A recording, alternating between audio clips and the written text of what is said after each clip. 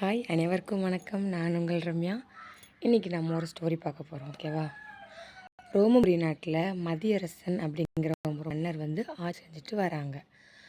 அப்போ அவர் என்ன பண்ணுறாருன்னா, வெளியூருக்கு வணி சம்மந்தமாக போகிறதுக்காக அவர் கூட ஒரு சேவகனை மட்டும் கூட்டுட்டு பயணத்தை மேற்கொள்கிறாங்க. அங்கே வேலையெல்லாம் முடிச்சுட்டு இவரோட நாட்டுக்கு திரும்ப வந்துட்டுருக்காங்க. வர்ற வழியில் பார்த்திங்கன்னா இவருக்கு சரியான தண்ணி தாகம் எடுக்குது. அப்போ அந்த சைடு வீடே இல்லை. ஸோ என்ன பண்ணுறாங்க, வராங்க வந்துக்கிட்டே இருக்காங்க. அப்போ ஒரு கிராமத்தை நெருங்குறாங்க. இவருக்கு தண்ணி தாகம் தாங்க முடியல.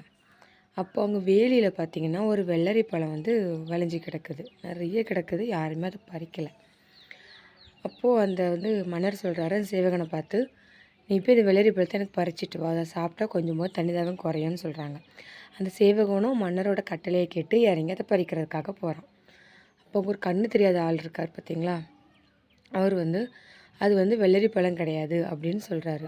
உடனே மன்னர் பார்க்க பிச்சைக்காரமாக இருக்கா, இவன் சொல்கிறத நீ கேட்டுட்ருக்க, நீ போய் பறி அப்படிங்கிறாங்க. சேவகனும் அதை பறித்து கொண்டு மன்னர்கிட்ட கொடுக்காங்க. மன்னர் அதை கடிக்கிறாரு, வாயில் வைக்க முடியல, அவ்வளோ கசப்பு. அந்த போட்டுட்டு, இது உங்களுக்கு எப்படி இது வெள்ளரி பழம் இல்லைன்னு தெரியும் அப்படின்னு கேட்டோடனே, இந்த பழம் நல்லா வாசமாக தான் இருக்கும், ஆனால் இது யாருமே இந்த இடத்துல பறிக்க மாட்டாங்க, யாருமே பறித்து நானும் கேள்விப்பட்டதில்லை, இந்த வாசனை இங்கேருந்து போனதில்லை, இந்த பழம் இங்கேயே தான் காஞ்சி விதை விழுந்தும் திரும்ப திரும்ப இந்த இடத்துல முளைச்சிட்ருக்கோம், யாரும் அதை பறிக்க மாட்டாங்க, அதனால தான் நான் சொன்னேன் இது வெள்ளரி பழம் கிடையாதுன்ட்டு அப்படின்னு சொல்கிறாரு. சரி, எனக்கு ரொம்ப தண்ணி தாகமாக இருக்குன்னு சொல்லி சேவகன்கிட்ட சொல்லி கிழக்கு பக்கமாக போ, தண்ணி கண்டிப்பாக இருக்குங்கிறாரு மன்னர். அப்போ இந்த கண்ணு தெரியாதவர் சொல்கிறாரு, கிழக்கு பக்கம் போகாத, தெற்கு பக்கம் போ, அங்கே தண்ணி கிடைக்கும்னு சொல்கிறாரு. உடனே சேவகனும் அங்கே போகிறான். அங்கே பார்த்தா ஒரு குளம் இருக்குது. அந்த குளத்துலேருந்து மன்னருக்கு தண்ணி எடுத்துகிட்டு கொடுக்குறான். மன்னர் கேட்குறாங்க, தெற்கு பக்கம் தான் தண்ணி இருக்கும்னு உங்களுக்கு எப்படி தெரியும் அப்படின்னு சொல்லி கேட்டோடனே அவர் சொல்கிறாரு, ஏன்னா தெற்கு பக்கத்துலேருந்து வர்ற காற்று குளிர்ச்சியாக இருந்துச்சு, அப்போ அங்கே கண்டிப்பாக தண்ணி இருக்கும், அதனால தான் சொன்னேன்னு சொன்னோடனே மன்னருக்கு ஒரே ஆச்சரியம்.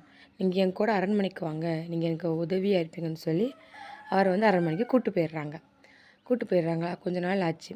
அப்போது அந்த அரண்மனைக்கு ஒரு வைர வியாபாரி வராரு. ஒரு நிறைய வைரம் கொண்டு வராரு. இது எல்லாமே சுத்தமான வைரம்னா, நீங்கள் எண்ணிக்கைக்கு ஏற்ற மாதிரி நீங்கள் அதுக்கேற்ற மாதிரி பொற்காசுகள் தந்தது வாங்கிக்கோங்க அப்படின்னு சொல்கிறாங்க. உடனே இவர் அதை வாங்கி அந்த கண்ணு தெரியாத நபர்கிட்ட கொடுக்குறாரு. உடனே வைர வியாபாரி சத்தம் போடுறாரு, அவர்கிட்ட போய் கொடுக்கீங்களா, அவர் எப்படியாவது சோதிப்பார், அவரே கண்ணு தெரியாதவர் அப்படின்னு சொல்கிறாரு. நீங்கள் கொஞ்சம் அமைதியாக இருங்க, நாங்கள் பார்த்துக்குறோன்னு சொல்லி மன்னர் சொல்கிறாங்க.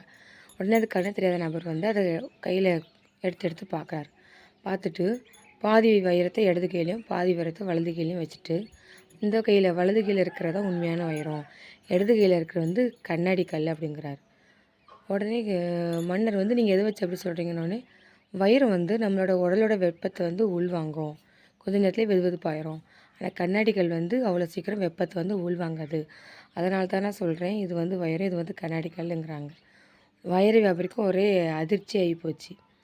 உடனே மன்னர் அவர் பிடிச்சி கேட்காரு, உண்மையாக கேட்டோடனே ஆமாம்மாண்ணா என்னை மன்னிச்சிருங்க, என்ன தப்பு பண்ணிட்டேன் அப்படிங்கிறாரு. ஸோ இதுலேருந்து நமக்கு என்ன தெரியுது, உருவத்தை வச்சு ஒருத்தவங்களை நம்ம எடை போடக்கூடாது. பார்க்குறதுக்கு சிம்பிளாக இருப்பாங்க, ஒன்றும் தெரியாதவங்களாக இருப்பாங்க, ஆனால் அவங்களுக்குள்ள நிறைய டேலண்ட் இருக்கும், நிறைய திறமைகள் ஒளிஞ்சிட்ருக்கும். அதனால் உருவத்தை வச்சு யாரையுமே என்றைக்குமே எடை போடாதீங்க.